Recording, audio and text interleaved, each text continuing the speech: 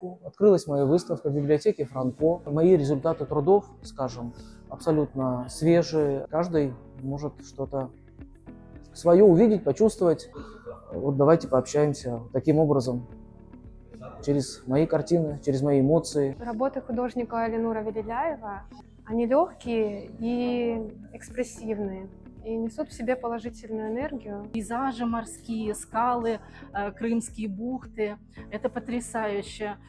Какая экспрессия, как волны бьются о скалы. Я просто в наслаждении. И спокойное море, и бушующее море.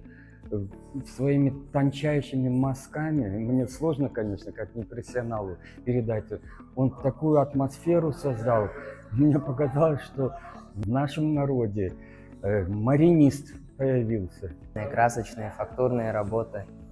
Очень понравилось. Дарят хорошее впечатление. И легкие такие, в стиле импрессионизма. Самые мои любимые работы, наверное, картины, где изображен Бахчисарай. Вот, любимый город. Каждая картина каждый раз поражает своим настроением, передает чувство спокойствия, чувство гордости за свою родину.